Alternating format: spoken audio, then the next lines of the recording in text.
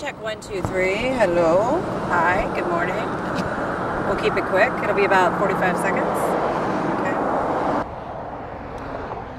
Okay. Which way do you want me to step out? Yeah, sure.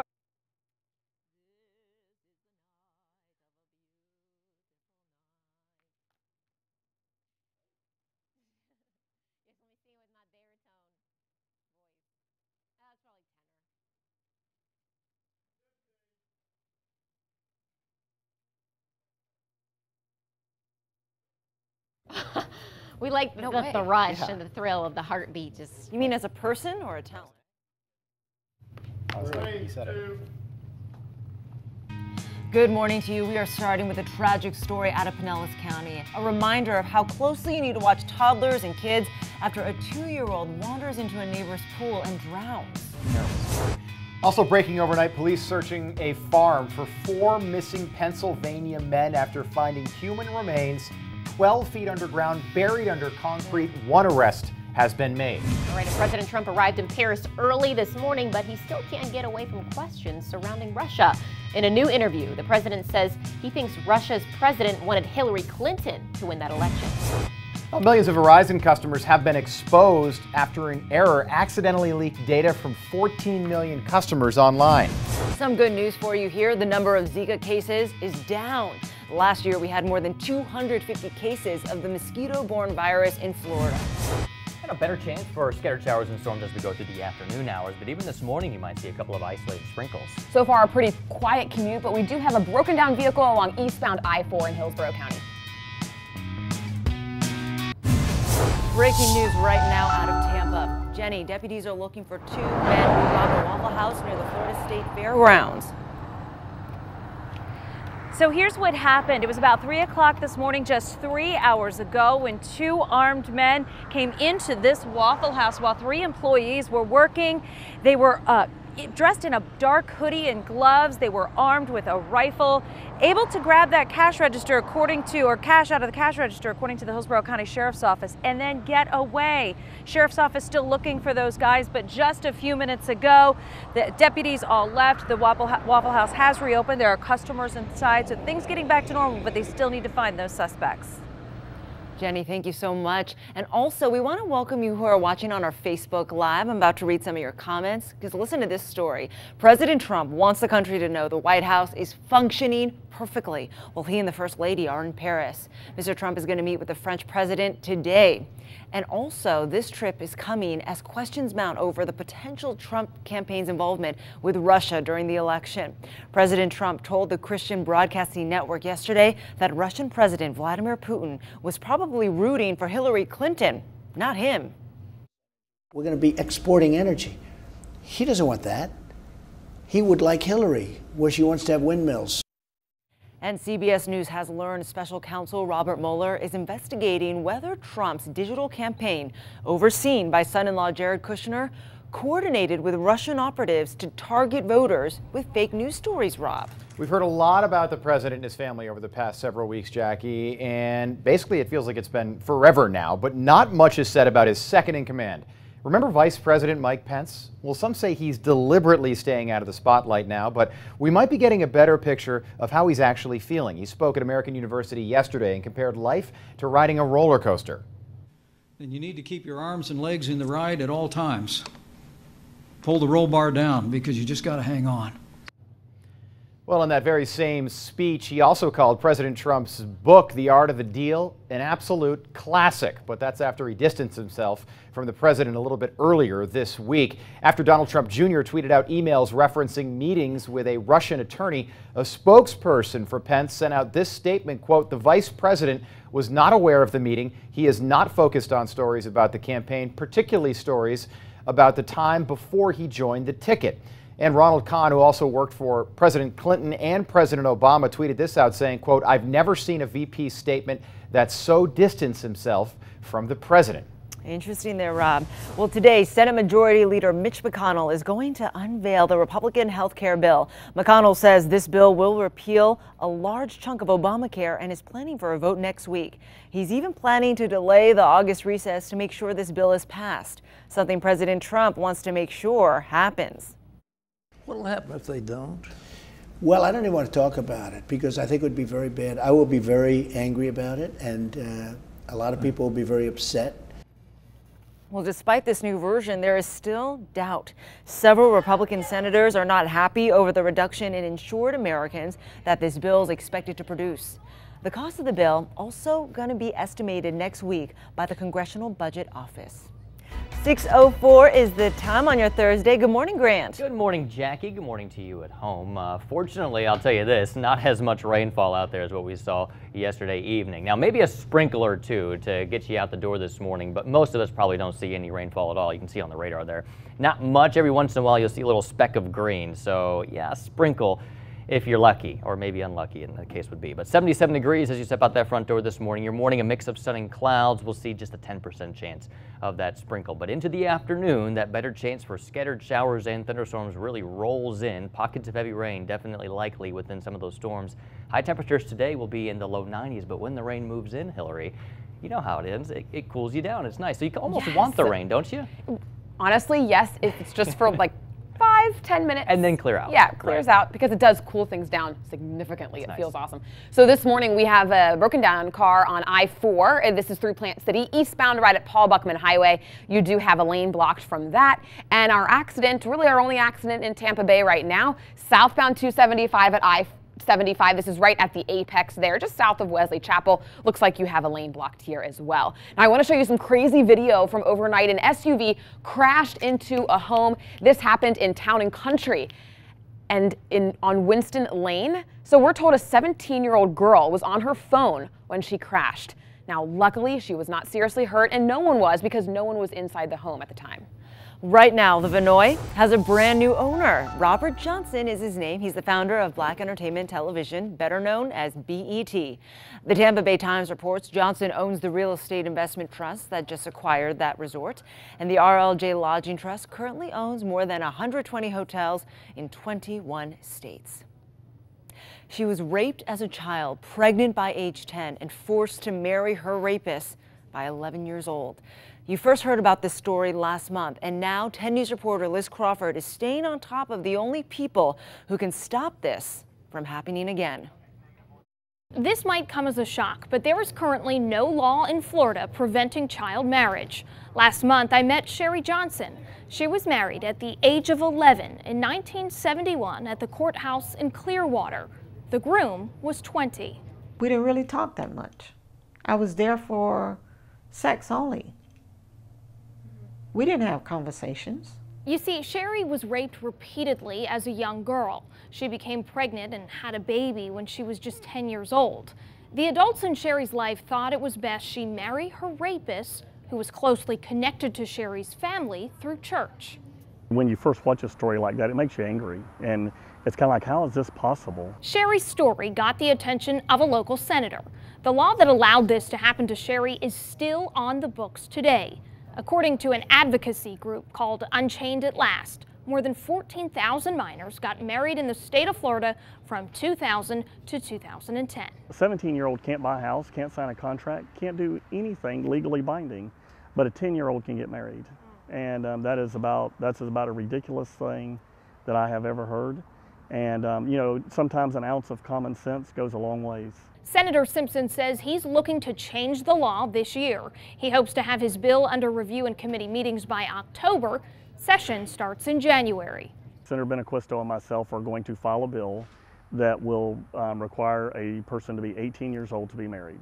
Period. Last month, the governors of Texas and New York signed bills to end most child marriage. 10 News will stay on top of this to see if Florida will do the same. As Liz said, she plans to stay on top of this. She's going to work with that senator to get this law changed. And if you missed her original story on Sherry Johnson, it's on our website, WTSP.com.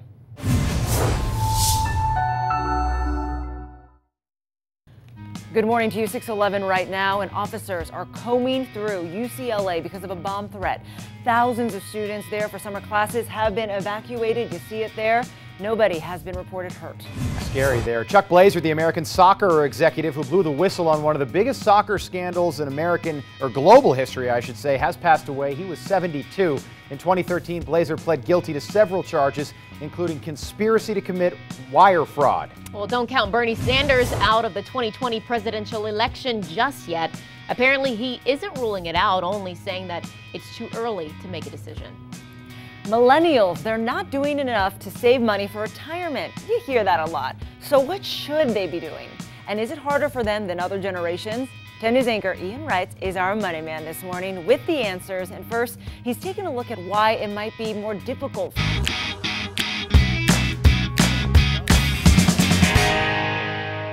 Yeah, so I spoke with a financial advisor about this. Couple things in play that we want to consider and talk about this morning. First up, wages haven't increased, while the cost of other things like rent and health insurance premiums, those have all gone up in recent years. He also pointed out that millennials have more recurring expenses, things like cell phones, internet, and cable. So when it comes to saving for retirement, the first big thing to do is to tackle debt. I would have to say the number one problem I see with interviews I do with millennials is that they have debt. They have debt. It could be student loans, which they're attacking, or it could just be credit cards that they're falling onto in order at the end of every month to pay their bills. Yeah, so not adding to that debt is a big thing. So that could mean skipping coffee out with friends, skipping meals out with family members a couple times a week. Instead, you want to invest that money. Look at putting that toward retirement, and keep in mind that $4 or $5 a day over time, that can add up to thousands of dollars when you look at that amount of money over the next couple of decades. So where to invest? That may be the next big question you have this morning. So we looked at a couple of things that you should consider. First up, take a look at 401ks and take a look at if your work 401k matches a percentage of what you invest. That's basically free money. You want to max out those contributions as early as you can afford to. Now here's another rule to keep in mind. If you can, put away 10% of what you make. And the earlier you start contributing, the more interest you make. Now if your company does not have a program where they match a 401k, or if they don't offer a 401k, look at options like an IRA. Then there's homeownership. More and more people are holding off on buying a house. If you're renting and you can afford to buy, you can afford to put that money down, that's a good idea because then you have the chance to build some wealth with homeownership. So a couple of things to keep in mind. Oh, great advice, Ian. If only we could all afford that 10 to 20% I know, down payment. It sounds like a lot of money. Yeah. It's just kind of getting in that routine of putting away a percentage. Even if it's not 10%, start small and kind of go from there. So this is a topic so many millennials are talking about. When you spoke to some, what'd they say? Yeah, so interesting. Some interesting conversations we had here on social media. So Michael writes, he says, you know what, I'm a millennial and the generation has no sense of need versus want, long-term investment or equity. He says, you know, we kind of live in debt for life. It's how we operate. Another comment, this was from a grandmother who talked about her granddaughter just finishing up her 4-year degree, kind of setting herself up for success, getting that job, kind of looking at the future. And then this last one, I want to talk about this. This is from Kelly, and she said, yeah, this was a really interesting comment though. She talked about how she went through college, she worked 2 to 3 jobs, doesn't have any debt, and then she said her parents suggested that she move in with them after school to save money. She says, fast forward a couple of years, I've got a house, we travel. So she took some of those steps early on as a millennial to set herself up for success down the road. So in Kelly's case, this is good. Her parents said, come stay with us as a setup for you. Whereas a lot of millennials, the parents are saying, can you please move out already? And they're like, get out, please. Waiting on that sunrise this morning. We've had a few isolated sprinkles, but I think we are finding at least some clearing to give us what should be a beautiful sunrise. This is a live picture from the Mahaffey Theater in downtown St. Pete, looking to the east out over the bay there. Sunrise this morning, 6:43. Temperatures will be around 74 degrees. Waiting on that sunrise, and like yesterday morning. Did you see it yesterday? It was amazing. This morning should be pretty good as well. So that cloud cover gradually clearing out. Earlier on this morning, about an hour ago, we had a few isolated sprinkles down through Sarasota County. Sarasota, you may have seen a few light raindrops out there, but I don't think we really see much rainfall as we head through the rest of our morning. That said, I'll tell you, Futurecast a little off here, suggesting that we have showers and thunderstorms out there by 7 o'clock. I don't think this is going to happen, so we'll ignore that for now. But watch later this afternoon. I think we'll likely see those scattered showers and thunderstorms begin to develop. Now, the general flow is from east to west, so we'll see those showers and storms likely moving in from the central part of the state and then working their way to the west as we head through the evening and then dying down into the overnight. I think after around 9 or 10 o'clock, much of the thunderstorm activity should be dissipating. We'll have some cloud cover hanging around for the first part of the night, and then into tomorrow morning, we're dry again, and then we'll start off with those afternoon showers and storms popping up again as we head through the second part of our day tomorrow afternoon. So real similar tomorrow to what we see today. Temperature-wise, low to mid-70s across the area. Clearwater 75, 81 degrees in St. Pete. Inland Bartow, good morning to you, 75 degrees. Right now, planning out your day, temperature starting off in the mid and upper 70s, though it feels more like the low 80s with the humidity. 92 this afternoon. We've got a 50% chance for scattered showers and storms. So that's not a guarantee that you get rain, but if you do get the rain, oh, you'll know it. You'll get a lot of it. Rest of the 7-day forecast, 50% chance of showers and storms still through the afternoons when you'll more likely find those storms. Next week, I think a little more moisture, so a slightly better chance of showers and storms, but honestly, 50-60% chance, Hillary. Hard to tell the difference, honestly. You'll get some rain through the afternoon. That's kind of what we're looking at. So it sounds like we're probably going to see rain at some point. Probably good. If you don't get it today, yeah, you'll probably get some tomorrow or the day after. Yeah. Yesterday, it was crazy. There was big thunder and lightning in downtown St. Peter, at least off the coast. It was wicked. Yeah. Yeah, it was scary. At some point, it felt like the lightning was literally into my family room. I was like, I think I just saw it like right in front of me. I think the lightning came over for a visit. I just missed that. Wow, I'm lucky. 6:17 is the time right now, Grant, and we do have a couple of issues in Hillsborough County. Let's start in Tampa. So there's an accident on Dale Mabry Highway at Kennedy Boulevard. I just clicked 2 times, so I just passed the graphic. Let me show you where it is. Dale Mabry Highway right there south of Kennedy Boulevard. You might have a lane blocked because I'm seeing a little bit of a delay there, where we're also seeing a delay 275 southbound approaching the downtown Tampa interchange with I-4. You're down to 37 miles per hour, so that's giving you a little bit of a hint that we're getting into morning rush hour. It is 6:18. So start to give yourself a little extra time as you head out the door. We're seeing some slower traffic in some areas. Let's go live to Sky 10, the Howard Franklin Bridge, picking up a little bit in that northbound direction coming across the bay into Tampa. So the left side of your screen where you see the headlights, that's northbound traffic going towards that Kennedy Airport exit, and that's the heavier direction that we see during rush hour. Now the Sunshine Skyway Bridge is looking great. No issues for you here across the bay. You can see that you're in the green and your drive time just 17 minutes from Pinellas Point Drive south to this 75 and 275 interchange there in Manatee County. Now in Pinellas, your slow spot is of course Ulmerton Road. Eastbound and westbound, you're down to 25 miles per hour, and that's passing Roosevelt Boulevard. So your drive time is maybe a minute extra. That's very typical for that area because there's so much construction there. Along I-4 into Polk County, you are very quiet here. I-4 in Lakeland, and then also Polk Parkway is good. State Road 60 through Bartow and Lake Wales in the green as well. Courtney. All right, something to look out for on social media because it may affect you and you don't know it yet. If you type in Verizon hacking right now on Twitter, you're going to see some scary stuff. Pictures showing that Verizon customers' files were compromised. And according to Upgrade, information for as many as 14 million customers were made public by one of those company's vendors. But Verizon said nothing was actually compromised. So the company has said, quote, "We have been able to confirm that the only access to the cloud storage area by a person other than Verizon or its vendor was a researcher who brought this issue to our attention." In other words, there has been no loss or theft of Verizon or Verizon customer information. All right, Hillary, she's making her way over to tell you about some parking issues. Oh my gosh, this is so frustrating. So when you drive around for 10, 15, 20 minutes to find parking, I just want to let you know you are not alone, because a study shows that Americans spend nearly $73 billion a year searching for a parking spot. That's a lot of money. What could we do with that money? Maybe buy a couple of new cars. Yeah, to go search for more parking then. So you are spending 17 hours a year searching for that perfect space, and this is costing you $345 in wasted time, fuel, and emissions. So guess who searches the most? It's not us here in St. Pete or Tampa or Sarasota.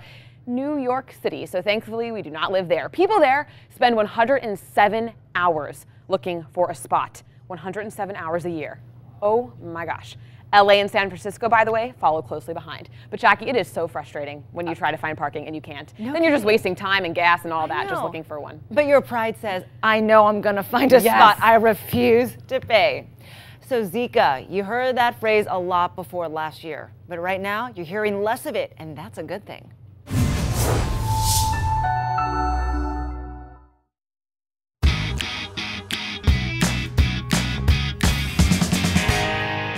Good morning to you. You don't normally hear us talking about icebergs, but this one off of Antarctica is the largest one to ever break off. And Grant, we've been talking about this all week. We were anticipating this. We were waiting for it. In fact, actually, scientists have been tracking this rift for years. They've been watching it slowly get bigger and bigger and bigger, and it was a matter of time before this iceberg was going to break off of this ice sheet down in Antarctica. So it finally happened yesterday. Actually took a little longer than they were expecting. But let's show you where this thing is, because this is a huge iceberg. Like you said, one of the biggest icebergs that we've been able to track that's broken off from this ice shelf here. So way down in Antarctica, here's the ice shelf. It's called the Larsen C ice shelf. So now you know the name of an ice shelf. Now we know. Now you know at home. You have something to say at the water cooler. So this thing breaks off. It happened between Monday and yesterday. They're not exactly sure when it happened because they use satellite imagery to track this thing. And so here it is. This is what they were able to see. The iceberg broke off yesterday. But here's the thing, Jackie. This thing is huge. It's actually the same size, or roughly the same size,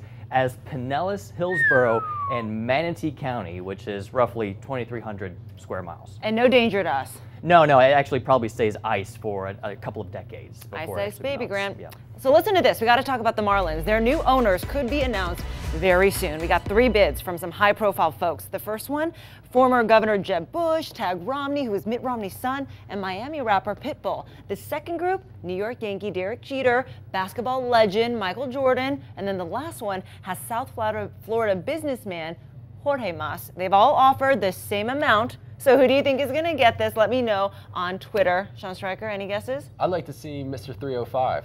Oh, you're Pitbull. Yeah, well, you know, hometown guy. I'm rooting for Michael Jordan. So let's talk about the U.S. men's soccer team. They were able to pull out a huge win last night over Martinique. Yeah, they were, but I think the game was a little closer than they would have liked. That's probably true. Over 23,000 fans on hand at Ray J for the CONCACAF Group B matchup. That was a slow start for the U.S. Second half, different story. That's Jordan Morris putting the U.S. up 2-0. Now Martinique not wasting much time answering. They tied it up just 10 minutes later. Check this out, a little deflection.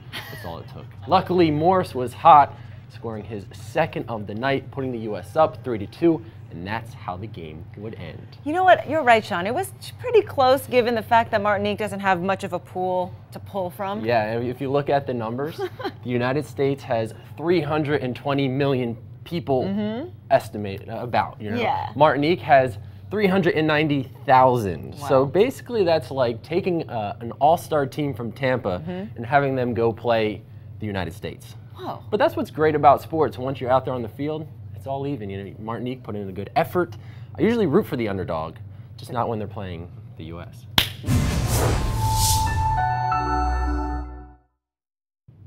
Right now, investigators are searching a farm near Philadelphia for 4 missing men. They say they found the remains of several people, including one of those missing men. Well, President Trump just tweeted his arrival in Paris. He actually tweeted a picture of he and his wife stepping down off Air Force One. He's there to celebrate Bastille Day. He and Emmanuel Macron, the new president there, are going to be talking about getting rid of terrorism once and for all. And happening right now in Tampa, police are searching for 2 men who robbed a Waffle House. It happened on US 301, and that's near the state fairgrounds. Luckily, no one was hurt. Big news for a St. Pete landmark. The Vinoy getting a new owner. RLJ Lodging Trust, which is owned by the founder of BET, is taking over the resort. Mix of sun and clouds out there this morning. We did have a few sprinkles down to the south earlier on, but later this afternoon, we'll be tracking scattered showers and thunderstorms.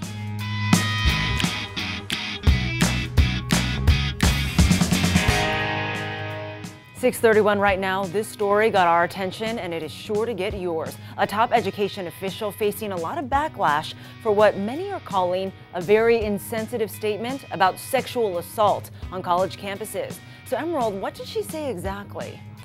Well, it is Candace Jackson's job as acting head of the Department of Education's Office of Civil Rights to make sure that students are protected from sexual assault under Title IX. But she told the New York Times she does not think investigations are always fair to those being accused of rape. She then added that 90% of the investigations fall into the category of, quote, "We were both drunk. We woke up and 6 months later I found myself under a Title IX investigation because she just decided that our last sleeping together was not quite right," end quote. A lot of people say statements like this do nothing to stop rape culture on college campuses. So let's take a look at some numbers. College-aged women are 3 times as likely to be victims of sexual violence, and data shows when women are raped on college campuses, nearly a quarter of them are raped by violence, force, or incapacitation. Now, Jackson later apologized for her remarks, but not before getting a lot of negative pushback online, Courtney. Yeah, you are completely right, Emerald, because whenever you talk about rape, you are going to get a lot of social media reaction, and this story was the exact case. Let's take a look at some of the people's comments about this. Allie wrote this to DeVos: "Title IX matters because rape victims shouldn't face more stigma and judgment than rapists do. Rape culture in education must change." And let's go back to the New York Times article circulating regarding what Candace Jackson said about the 90% of campus rapes being bad hookups. Malika tweeted their article and said it's 2017, and Candace Jackson's claim basically falls into the category of women are frail and liars. And someone posted an email from Press Secretary Elizabeth Hill regarding the apology from Jackson, and it says in part, "As a survivor of rape myself, I would never seek to diminish anyone's experience." She says her words in the New York Times poorly characterize the conversation she's had with countless groups of activists. And she said her words were flippant and that she was sorry. 6:32 right now. Zika is not quite the threat it was a year ago. Cases are down nationwide, at least for now. Experts say one of the key reasons is because fewer people are bringing this virus home with them from hotbeds like Puerto Rico, Colombia, and Brazil. Florida, we had the most cases of any state last year, but so far in 2017, we've seen a 71% drop in cases of people contracting this disease. New York had the second most cases last year, and now they're at a 56% drop this year. The CDC says a decline in cases is not that unexpected. All right, so on your Thursday morning, 6:33, it's looking good, Grant, but not for long. Oh, well, this afternoon, we'll see some scattered showers and storms, but I mean, summertime here in Florida, I know. Typical summertime weather pattern here as we head through really the foreseeable future. But this morning, some cloud cover mainly to the south, the Bay Area finding a mixture of clouds with what will be sunshine when we get that sun up over the horizon here in the next 10 minutes or so. Looking ahead at the day, we'll see about a 50% chance of a afternoon shower or thunderstorm. So not a guarantee that you get the rain, but if you do see rain move through, locally heavy rainfall, you know the deal, that tropical downpour bringing in that heavy rainfall and potentially some localized flooding. Otherwise, high temperatures today will be up there around 92 degrees. Speaking of tropical, it is hurricane season, and when we're in the middle of a storm, you can always listen to 10 News storm coverage on our radio partners, the Dove 105.5, the Eagle 107.3, WSRQ, and Magic 94.9. Okay, so who wants some drive times across your bridges? Woo woo. Okay, let's do it. Gandy Bridge taking you just 5 minutes, so you're good to go there. But the Howard Franklin is picking up a little bit. So your normal drive time is 6 minutes. You're at about 7 minutes because we're already delayed at that Kennedy Airport exit, which we see every single morning, so there's not an accident there or anything. And the Courtney Campbell Causeway taking you about 7 minutes to cross. And good morning to Tampa Bay rush hour. Let's go live to Sky 10. We're flying over I-275 at I-4 in downtown Tampa. And you can see westbound I-4 and southbound 275 especially already picking up. So time to leave early if you can. Jackie. Hillary, it has officially happened. A Democratic lawmaker has introduced articles of impeachment against President Trump. In them, Representative Brad Sherman of California says the president should be impeached for his alleged interference with the FBI investigation of former National Security Advisor Michael Flynn. To be clear, this probably isn't going to go anywhere with a Republican majority House. And on Wednesday, while on air here on Brightside, the president tweeted that the press treatment of his son Donald Jr. is the single greatest witch hunt in political history. Now, we get this is Twitter, but we wanted to take a closer look at other times in political history where that term witch hunt could be applied and has been used, Rob. Yeah, he kind of just left that one out there, Jackie. So I actually looked up the definition of the term witch hunt, which besides searching for actual witches, Merriam-Webster describes as the deliberate harassment of politicians with unpopular views. And that might actually fit this situation perfectly. But first, when it comes to real witch hunts, Salem, Massachusetts Congressman Seth Moulton tweeted out, by the way, that's where the real witch trials happened, in the 1690s. He tweeted out in May, "As a representative from Salem, I can confirm that this is false," meaning no actual witch hunts are happening today. So that is the good news. But I wanted to look at the topic of political witch hunts, and I used two criteria that I saw in the Boston Globe. I thought they were pretty good. They fit it perfectly. So first, to qualify as a political witch hunt, it had to have a significant impact on the country when it happened. And second, it kind of had to stand the test of time, meaning that you'd remember it if I mentioned it. So here they are. Anyone remember McCarthyism in the 1950s? Senator Joe McCarthy accused thousands of innocent Americans of being communists. Hearings were held. They had to prove they weren't guilty. Imagine that. And by the way, these were all on live TV. Now I want to rewind the clock way, way back to maybe the first ever witch hunt, 44 BC. Julius Caesar was killed by the Senate because they thought Caesar wanted to do away with the Senate. This, by the way, was not on TV, but you can see the Senate celebrating there after the death of Caesar. Okay, let's fast forward again. Anyone remember Christine O'Donnell? In 2010, she was accused of actually being a witch. Yeah, she was running for the U.S. Senate, and an old video, about 10 years old, surfaced where she admitted, this is a quote, to dabbling in witchcraft. Christine, sorry to say, lost that election. And how about 2009, the birther movement that was sort of started by then private citizen Donald Trump when he accused President Obama of not being born in the United States. It dragged on and on and on. Obama finally released his birth certificate in 2011. So who is the most unfairly investigated politician of all time? It is hard to say, but I can confirm that President Trump is not the first, and Jackie, he probably won't be the last. That is for sure, Rob. In Florida, we complain about how hot it is all the time, but when does that heat become dangerous and deadly?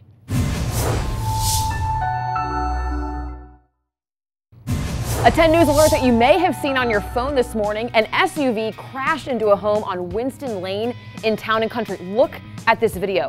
This happened last night, but we're told a 17-year-old girl was on her phone when she crashed, but she wasn't hurt. Luckily, because when you look at this video, you would think that someone was seriously hurt. No one inside the home was there at the time, by the way, so no serious injuries. Yeah, also another news alert for you happening right now. Tampa police looking for two men who robbed a Waffle House on US 301 near the state fairgrounds. Officers say nobody was hurt, but the men did take that money and run off around 3 o'clock this morning. Helicopters and K-9 units are searching for the suspects right now, but the restaurant is back open. And here's a local story that you can find on our website. This is causing a lot of controversy online. A video featuring kids using a pole for fitness. The company, Gym Pole, sells the professional pole equipment, and many view it as a sport and form of fitness, while others think it's sexualizing children. Quite the images on your Thursday morning. Well, let's get to this developing story we're on top of out of Pennsylvania. The remains of several people have been found in a shallow grave on a farm near Philadelphia. One of them has been identified as one of those four men who went missing last week. It's not clear if they knew each other, but Cosmo DiNardo has been arrested after he allegedly tried to sell a car belonging to one of those missing men. He's being held on a $5 million bond.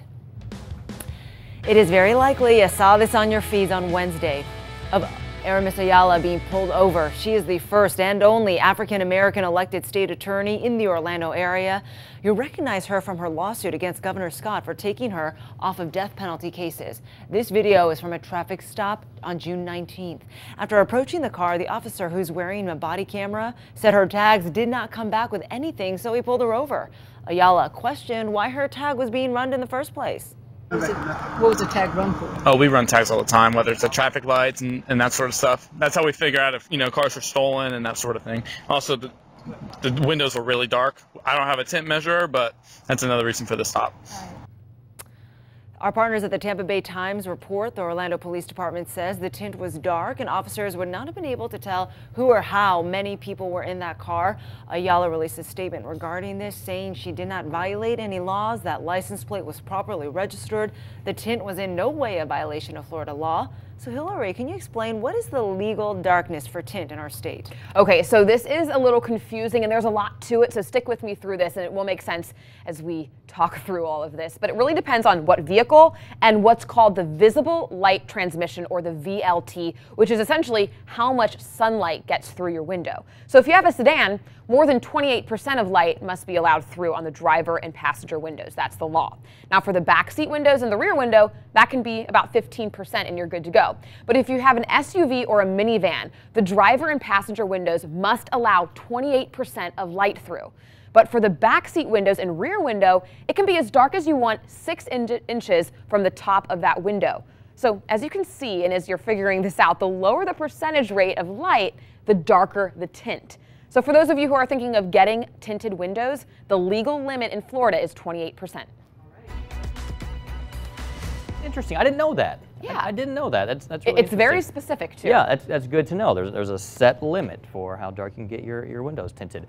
Hey, let's talk about what we've got out there right now. Sun about ready to come up over the horizon, so if you've got the tinted windows, probably a good thing for you, because I think we have more sunshine in the morning than we will later this afternoon. Quick note, notice all this cloud cover just off the coast of Florida out over the Bahamas, actually the remnants of what was Tropical Depression number 4. Now just a tropical wave. It's going to bring us a little extra tropical moisture, but not expected to strengthen. But we will see the storms strengthen later this afternoon. We are waking up, though, with a mixture of clouds and some pre-dawn light. Still waiting for that sunrise officially here. Actually, I think it's happening right now. So we'll be watching the sun come up. We should have a decent amount of it earlier on. Later this afternoon, we'll see those scattered showers and thunderstorms developing once again. So plan on the rain. Generally moving from east to west today. So looking out to the east, you see those darker clouds, you know it's headed towards you. If it's dark to the west, you might be in the clear, at least temporarily. Tomorrow afternoon, showers and storms likely again, but this evening the showers and thunderstorms will gradually dissipate, and then it'll give way to dry conditions early tomorrow morning. And then again, we'll start to see those showers and thunderstorms pop right back up again as we get into the heat of the day. The heat of the day really providing that catalyst or that spark to get the showers and the thunderstorms to develop through the afternoon. Allergy forecasts were good for the next few days. We might see a few more pollen or higher pollen levels as we head into Sunday afternoon. So prepare for that. If you need to get the Zyrtec on hand, be ready for it. A little more pollen in the air on Sunday. There it is.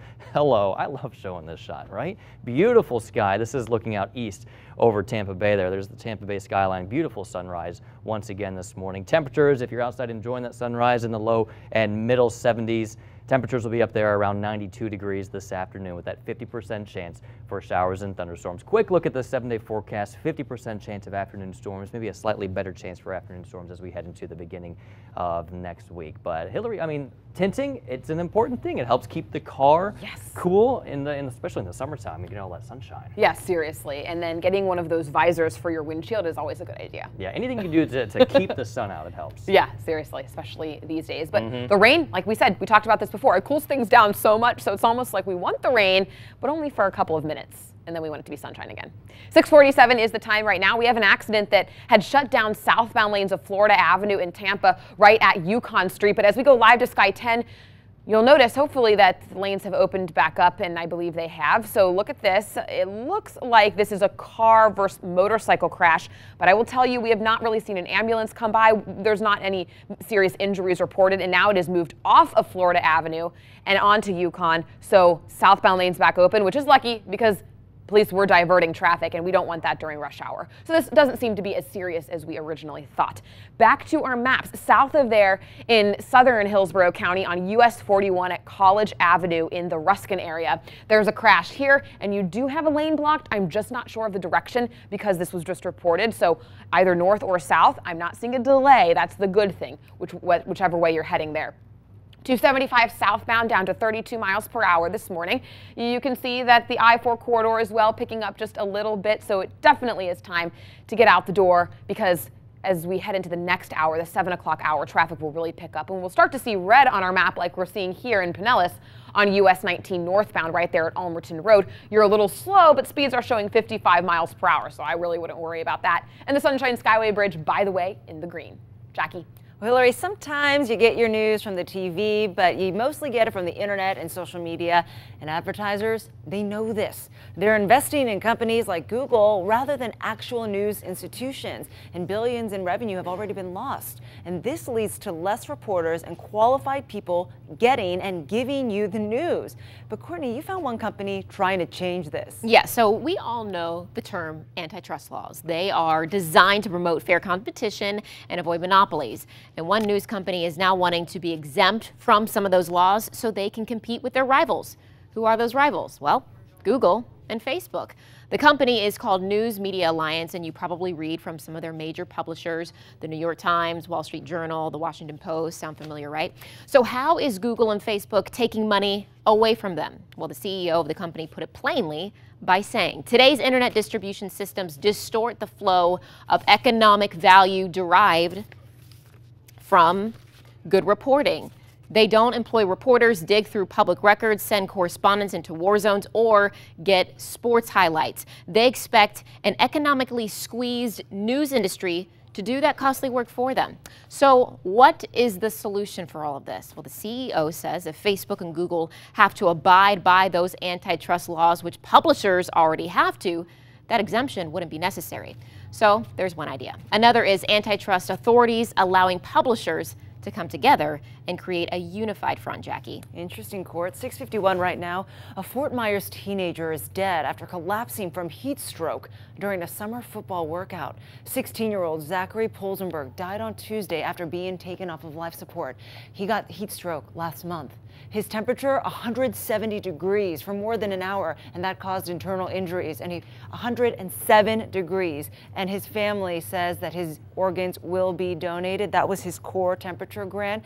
And his death is just such a reminder of how serious heat is. Here in Florida, we don't even reach triple digits. Yeah, we've never hit 100 degrees here officially in Tampa, so we don't get nearly as hot as we do out in like the desert Southwest. But it's the sweating, it's the humidity that's the problem. Let's talk about sweat real quick. Sweat is the body's natural way of staying cool, or at least the process to try to stay cool. So the sweat, though, it needs to evaporate in order for the process of your body to cool. Evaporation is a cooling process, so when water or liquid evaporates, it cools the air around where it evaporated. So when humidity is high, moisture cannot evaporate as efficiently. Think about a sponge now. So when you have more water in a sponge, it cannot absorb more water. So in the case of sweating, if the humidity is high, the sweat on your skin cannot evaporate, meaning that the air cannot cool, your body cannot cool, and that's when you get into dangerous levels and you start dealing with And what should you do when that happens? Do you carry a towel when you're working out? If you're sweating, your body temperature gets up, you're done. Take it easy. Yikes. Well, Grant, another celebrity might have just announced he's running for political office.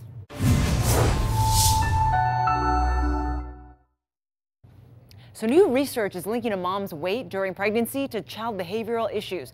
Doctors in California found that being obese or underweight during pregnancy raised the risk of having boys with behavioral problems. They didn't find the same thing in girls, which suggests that boys might be more vulnerable to stress in the womb. All right, this next one, really bizarre. A guy goes to fix an ATM in Texas and gets stuck inside. He started passing notes to customers through the machine, asking them to call his boss to let him out. So apparently he left his phone in his truck. That's why he couldn't do it himself. Some people thought this was a joke, but it wasn't. Eventually police were called and he was let out a few hours later. Oh my gosh. So Court, we've already heard rumors about The Rock running for president, but now there's another Rock entering politics. Yes, Kid Rock. This is apparently a thing. This is real. Okay, so Kid Rock, or Robert Ritchie, says he is planning on making a major announcement soon. He tweeted out a photo that says Kid Rock for Senate and said that the website Kid Rock for Senate is real. And maybe he got some inspiration from President Trump himself. Remember, Sarah Palin, Ted Nugent. Yes, they visited the president at the White House in April. Great photo. Kind of interesting here. That part of the country, like the Wisconsin, Minnesota area, they elected Jesse Ventura. You know what I mean? So this is possible. He actually will run as a Republican. He's a libertarian. But get this, in 2012, Mitt Romney had like a campaign song. It was Kid Rock's song, Born Free. With permission. Of course with permission. So whoever knows. The Rock, Kid Rock, maybe Chris Rock is next. Sky's the limit. Just a normal rock. I don't know. 2018, watch out. Later, Rock. We hope to see you for Facebook Live in a few minutes. We're going to talk about sweat. Have a great morning.